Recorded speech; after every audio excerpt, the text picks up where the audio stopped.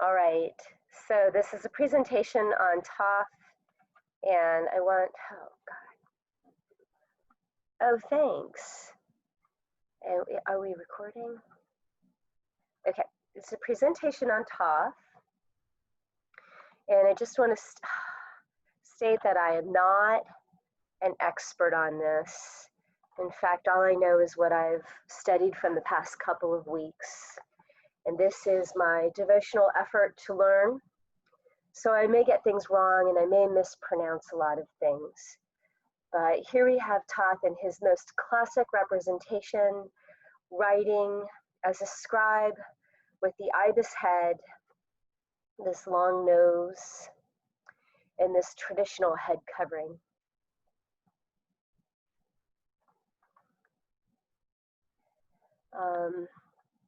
Here are a couple more representations. Here we see the ibis head again with the Atef crown. This is a very classic representation. I have this more modern image because I wanted you to be able to really see it quite well. These two sides represent Upper and Lower Egypt. And so this crown is a symbol of the unification of both halves of Egypt. And these circles are the moon because Thoth was associated with the moon. And I think this is just a really lovely sort of image. It's very embracing. You know, you could really feel the kind of holding.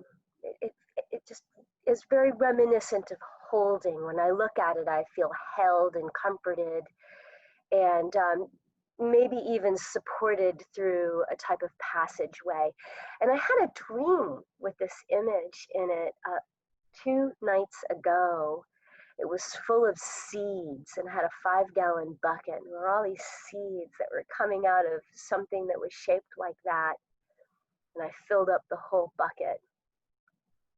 And I didn't know what it was until I woke up and I started researching again. And I was like, oh my goodness, it was that. So it pressed itself on my subconscious. And there's a story about Thoth where he appears as a baboon and goes and has some marvelous adventures. And so he's often associated with a baboon as well.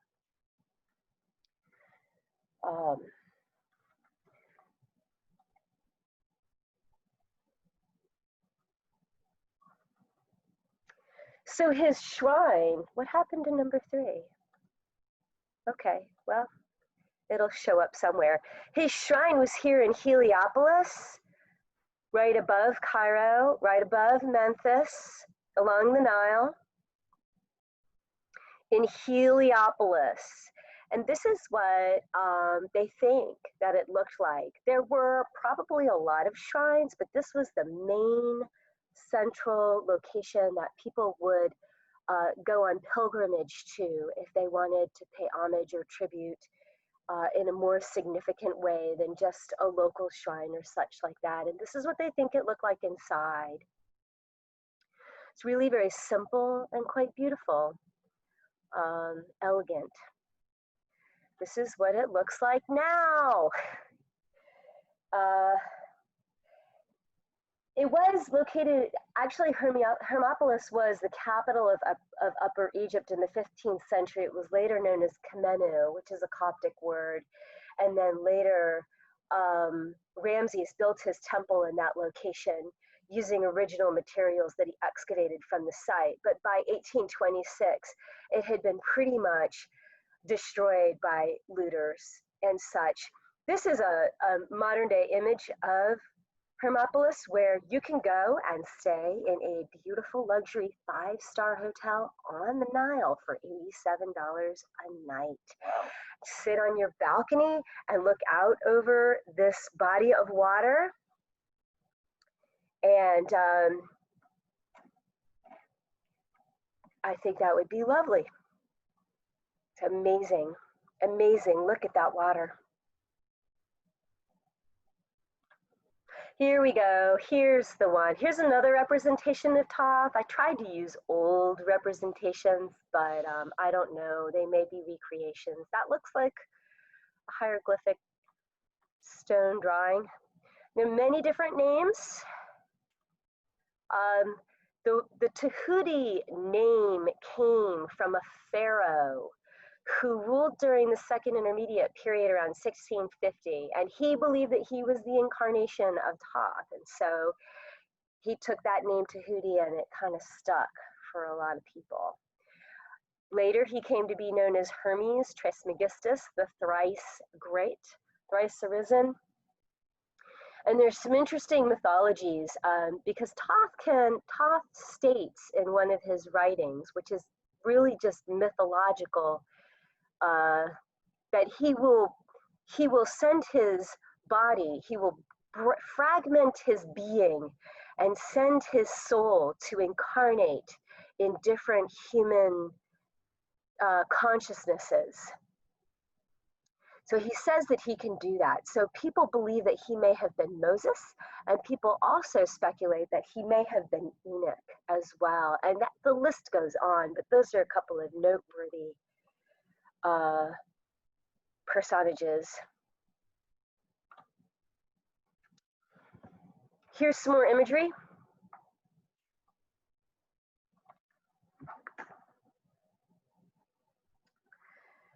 There are a number of different mythologies about Thoth, and I'm going to just bullet point several of them. And there are a couple of books that he wrote, and I'm going to go into a little bit more depth with the books. But he started off as one of the original deities of Egypt. He was part of what was called the Ogdoad, and that was a set of 8, males and females. And there are about 4 different creation myths. And so he's part of one of those creation myths. He started off as a moon deity, and so because the Egyptians used the moon as a way of measuring time, his role very rapidly expanded to include measurements and maintaining the universe, and of course in the Liber Resh, the progression of the solar barge across the heavens. He created the calendar and the 5 extra days of the calendar, which we use that mythology in one of our rituals, one of our temple rituals, the Eric wrote. He arbitrates godly disputes. He keeps the divine records. He's responsible for time and therefore acacia. He created writing, hieroglyphs, magic, government, science, mathematics, astrology, astronomy, religion, and botany. It is said that every book of knowledge he is the author of, both human and divine. There's a very famous mythology around him of kind of altercation between Isis, Osiris, and Set killed Osiris and dismembered him and scattered his body parts all over the place, and Thoth, as well as Anubis, assisted Isis in resurrecting him, and Thoth also becomes associated with mummification.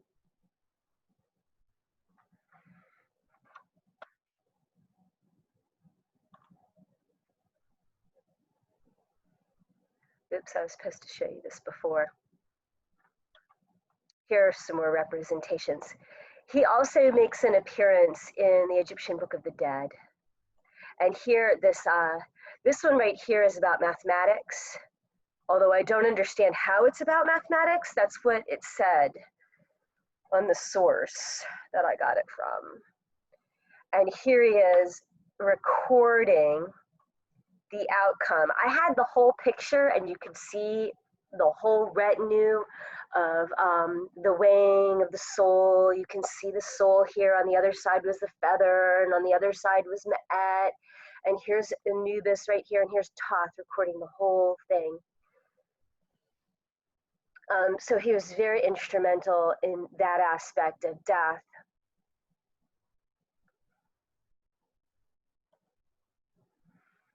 the Emerald Tablet.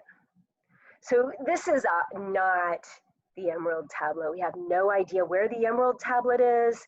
It may not even actually exist. It's a mythological thing. But this is such a beautiful representation.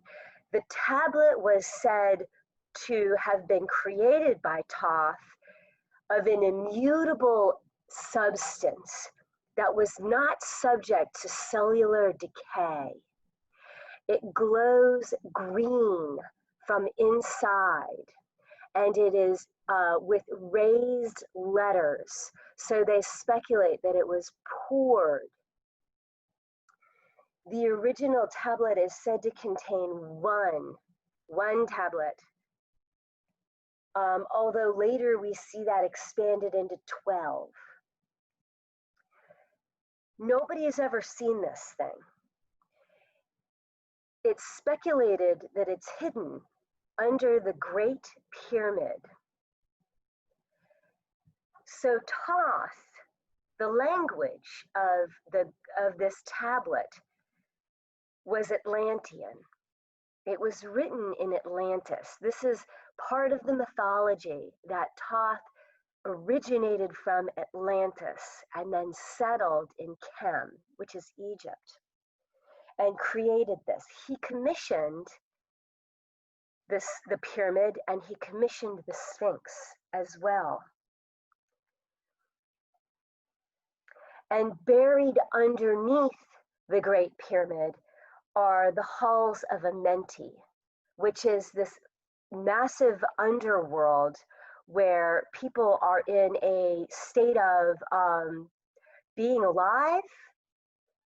They live endlessly in the halls of Amenti, and it's illuminated from within. It's really interesting because we find pathways, we find these passageways under the pyramids when we look. I guess they use interesting methods of archaeology now, and they could do that without digging, see what's underneath.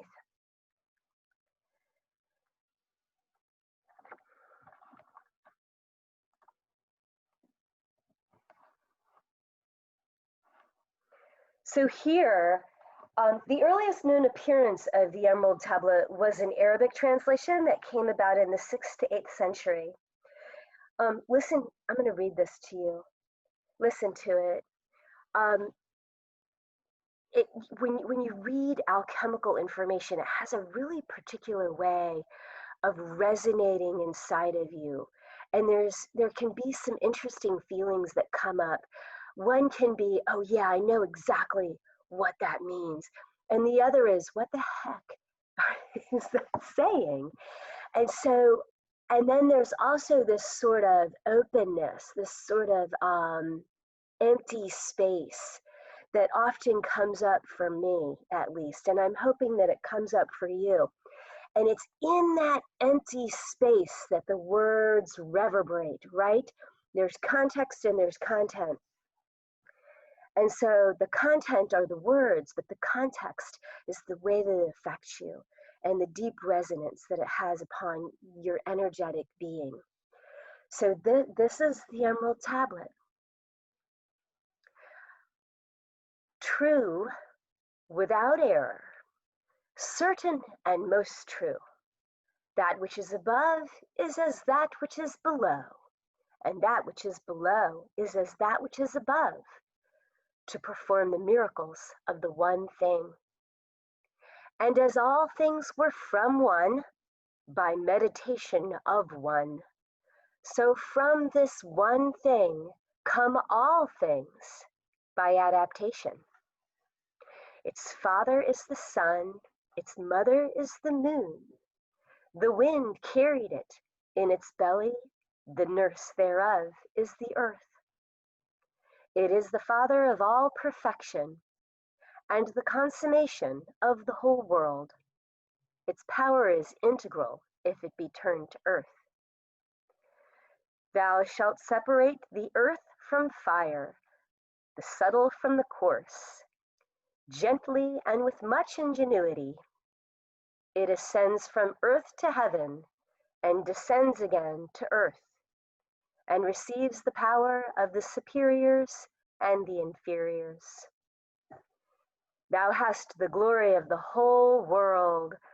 Let all obscurity flee before thee. This is the strong fortitude of all fortitude, overcoming every subtle and penetrating every solid thing. Thus the world was created. Hence are all wonderful adaptations, of which this is the manner. Therefore, I am called Hermes the thrice great, having the three parts of the philosophy of the whole world. That is finished, which I have to say concerning the operation of the sun.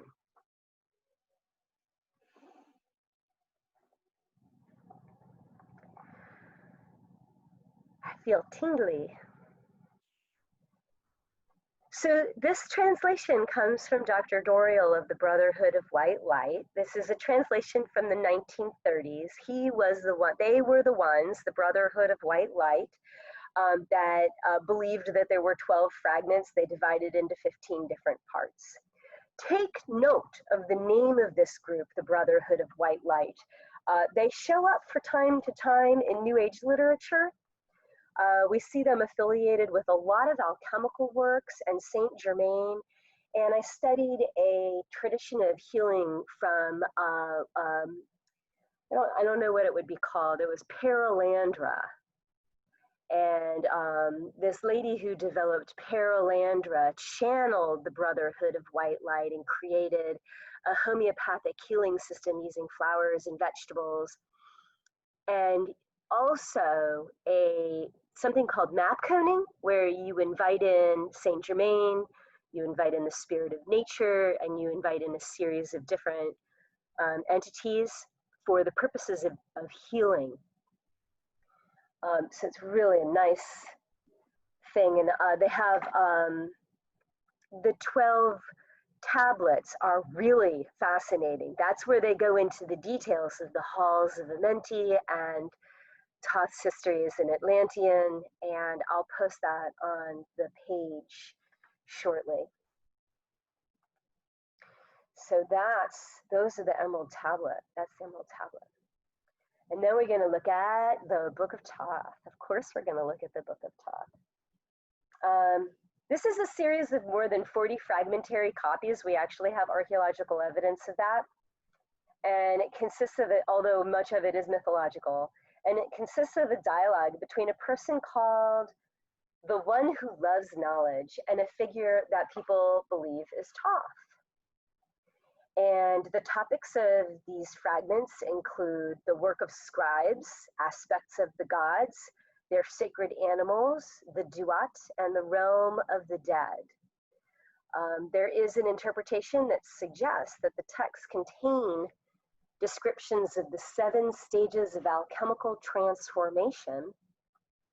There's a lot of stages, but these specific stages are calcination, dissolution, separation, conjunction, fermentation, distillation, and coagulation.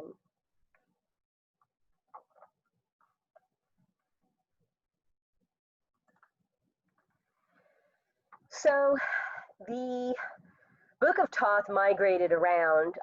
It looks like, from what I've gathered, that initially it was buried at the bottom of the Nile, and then it moved to the City of the Dead, and then it moved to the library at Alexandria, and now it's under the paws of the Sphinx at Giza. So,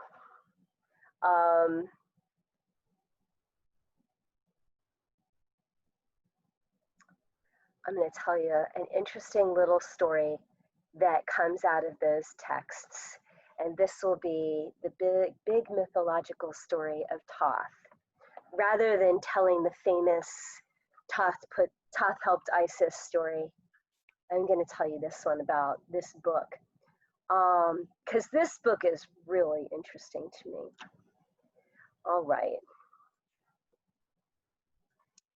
So the story goes that there was a pharaoh's son named Setna, And Setna loved to study the hieroglyphs, and he loved to study magic. He wasn't interested in war. He wasn't interested in travel. He wasn't interested in fame and glory.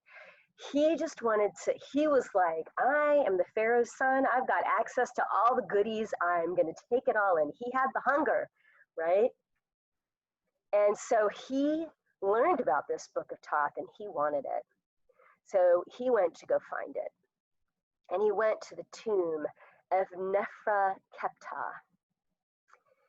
And there he found the tomb of Neferkeptah, and he spoke to the Ka of Neferkeptah, as well as his wife and his son.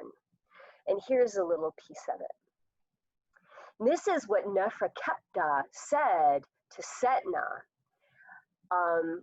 when he arrived at the tomb, the Ka, the spirits of these ancient people who had the book of Thoth. The book of Thoth was on Neferkeptah's mummy, which was in the tomb. They told him this story when he said, I want the book. And so he said, one day I was studying the carving on the walls in the most ancient shrine of gods, and a priest laughed at me and said, all of this stuff is worthless. What you really want is the book of Thoth. And that was written by the God of wisdom, by his own hand. And after you read the first page, you will be able to enchant the heaven and the earth, the abyss, the mountain and the sea, and you will know what the birds and the beasts and the reptiles are saying. And when you read the second page, then you'll know the secrets of all the gods and everything that's hidden in the stars. And Neferkeptah said,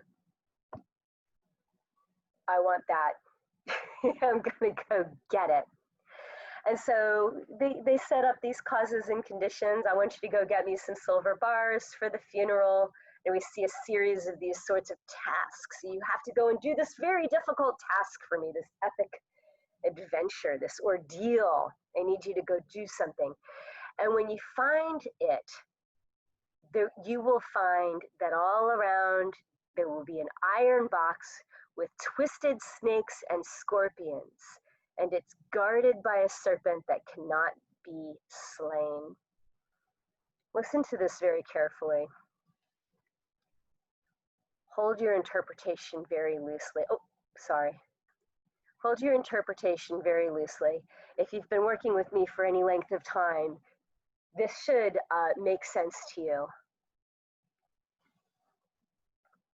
The book of Thoth lies beneath the middle of the Nile at Coptos. It's in an iron box. And in the iron box is a box of bronze. And in the box, the bronze box is a sycamore box. And in the sycamore box is a box of ivory and ebony. And inside of that is a silver box. Inside that silver box is a golden box. And inside that is where you will find the book of Thoth. All around that iron box are snakes and scorpions. And it's guarded by a serpent who cannot be slain.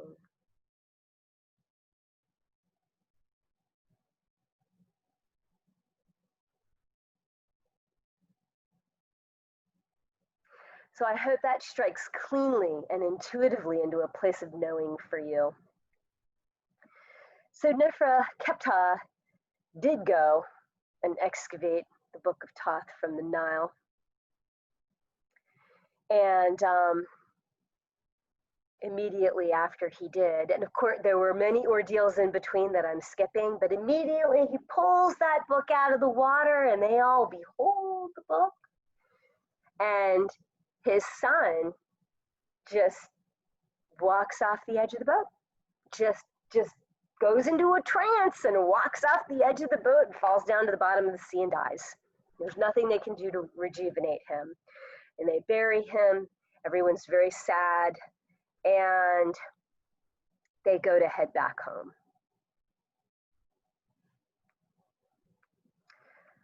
Go to the next slide.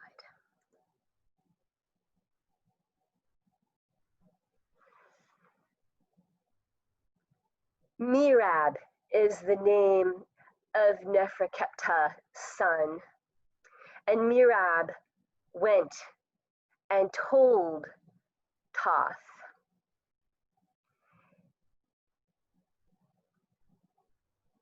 what had happened. And so Thoth went before Amun-Ra and said, Neferkepta, the son of the pharaoh Amenhotep, went and found my magic box. It's slain its guardians. Right, there's a big story about how he dealt with all the snakes and scorpions and the snake that couldn't be killed. And he took it. He took my book and he took all the magic, very important magic, by the way, the magic of Thoth. And Ra said, deal with him and all that is his as it seems fit to you. And I'm going to send out my power to work sorrow and bring punishment upon him and his wife and child. And that was the power that drew Merab into the river and drowned him.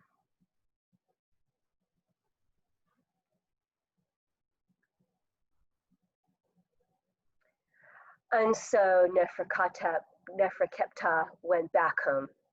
And as his barge went over that same area where he pulled the book out and his son Merab had died, he was overtaken with a spell and he jumped off the barge and into the water and died. And there he was in the tomb telling the story of how he and his son lost their lives due to wanting this book. So remember Setna from the beginning. Setna's there in the tomb and he's listening to Neferkepta telling him the story.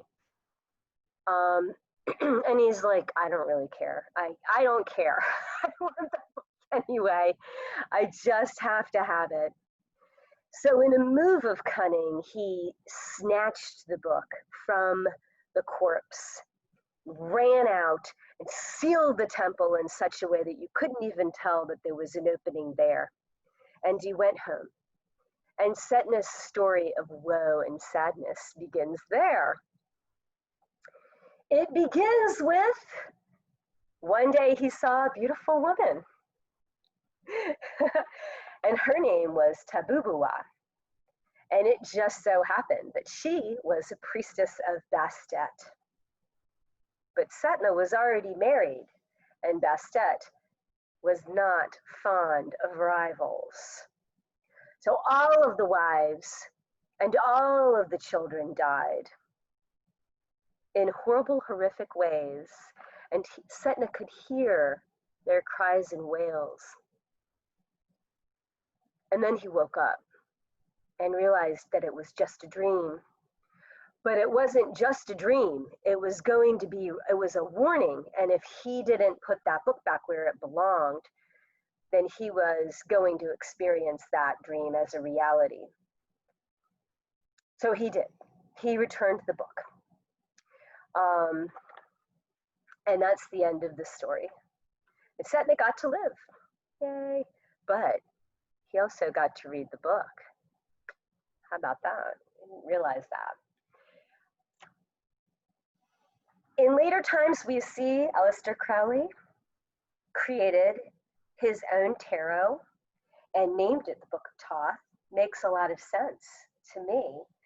Some people refer to the tarot as the Book of Thoth. This was published in 1943, the tarot deck and book.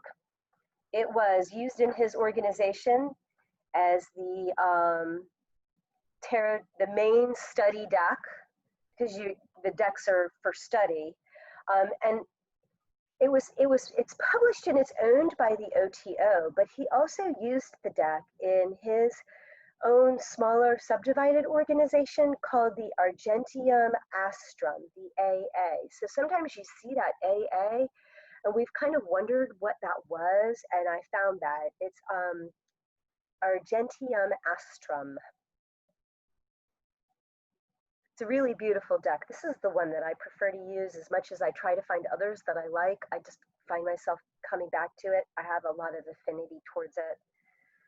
The secrets of the heavens and the earth, being able to understand the language of the animals, the plants, the mysteries of the stars are all contained therein and given freely.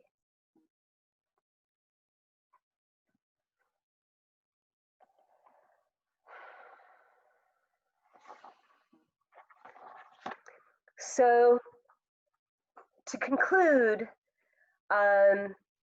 if you want to make an offering to Thoth, then you can give him all kinds of writing, calligraphy pens, writing cases, palettes, inks, anything that you use. Those were often made to be given as offerings at his temples. You could use your journal, your books of magic, the writings, the works that you do that are magical, your pen. So if you're going to use a pen for writing out a magical thing in your magical journal, you can offer it to Thoth and then use it. He doesn't want you putting it on there and then not using it. He wants you using his stuff. It was not uncommon back in the day that you could purchase a mummified ibis or baboon on your way to Thoth's temple. They'd have roadside vendors selling these things. And so those make appropriate offerings. If you happen to encounter a mummified ibis or baboon, there you go. Although I imagine their statues would probably work pretty well as well.